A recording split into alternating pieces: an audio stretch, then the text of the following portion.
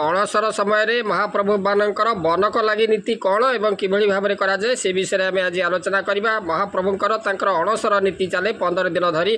कारण महाप्रभु जेहेतु स्नान पूर्णिम अत्यधिक ठंडा जल में 108 गरा जल में से स्नान कर शीतल जल में, जहाँफल कि महाप्रभु मैंने से जराक्रांत होती। तेणु साधारण मनुष्य भली तांकर चिकित्सार आवश्यकता रही, पतिपाचनर आवश्यकता रही। तेणु से आ रत्न सिंहासन को फेरती ना, स्नान मंडप सीधा सड़क से अनुभव करती जे मोर देह असुस्थ होगा जाऊँगी। तेणु से कौन कहते महाप्रभु चतुर्धामूर्ति से अणसर पिंडी को गणाए। अणसर पिंडी में आबद्ध माने घर मध्य या स्वतंत्र भाव में से सेवा करेंगे। अति प्रिय सेवक जे कि दैतापति माने से नियोजित रहती महाप्रभुंर ये दिव्य सेवार। एवं ये जो सेवाटी हुए से गोपन भाव में हुए, अन्न सर्वसाधारण से दर्शन करें ना महाप्रभु को।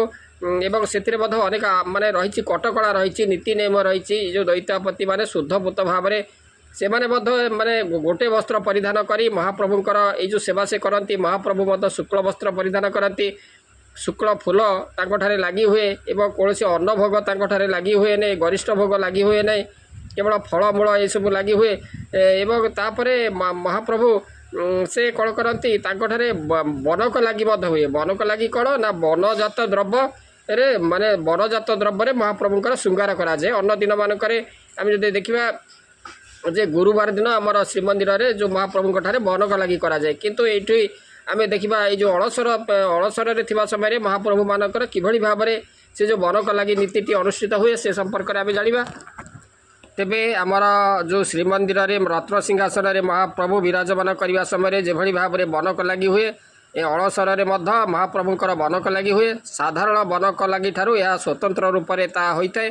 एपरिक एमती आम प्रत्येक गुरुवार बनक लगी जो बनक लगी नीति हेबार जो विधि रही बर्तमान यह बुधवार दत्त महापात्र माने से माने जो बनक लगी सेवा से करी। दत्त महापात्र सेवा एक तांकर होची गोष्ठीगत सेवा। एमाने कौन करती ना अधर पोछा नीति, बनक लगी एवं अणसर रे जो खड़ी प्रसाद लगी ये जो नीति से संपादन करती। जो दत्त महापात्र माने देवस्नान पूर्णिमा ठारू ये जो रथयात्रा पर्यंत ये जो दत्त महापात्र सेवक से कौन करती ना हबिषान्न रही हबिषान्न भोजन करी से कौन माने गरिष्ठ खाद्य से ग्रहण करती ना। हबिषान्न रहीकि से ये जो सेवा ये जो बनक लगी सेवा से करी कहार खाद्य से ग्रहण करती ना, कहार उच्छिष्ट खाद्य कि अन्नर पाक अन्न ग्रहण करती ना।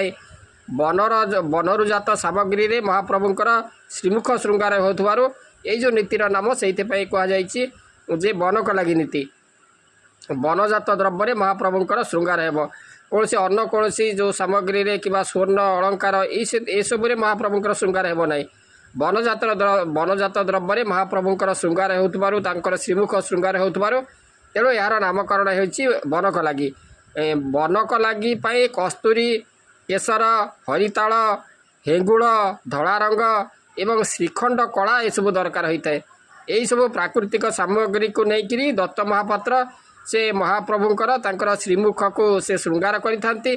मात्र अणसर बनक लगी होछि टिके नियारा।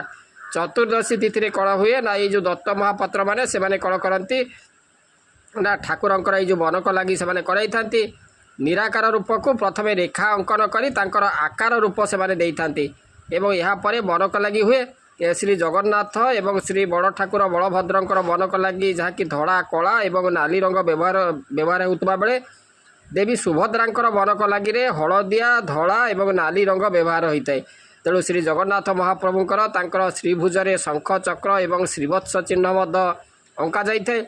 से भली बड़ ठाकुरंकर जे कि बलभद्रंकर तांकर श्रीभुजरे हल मुसळ एवं सप्तफेणी तांकर मस्तक सप्तफेणीर सर्प अंकन करा जाइए।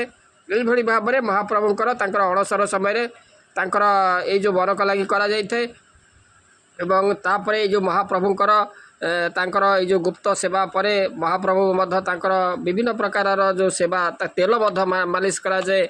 फुलुरी तेल एक स्वतंत्र धरणर तेल रही जहाँकि कहुए फुलुरी तेल से तेल से मालिश करा जाए।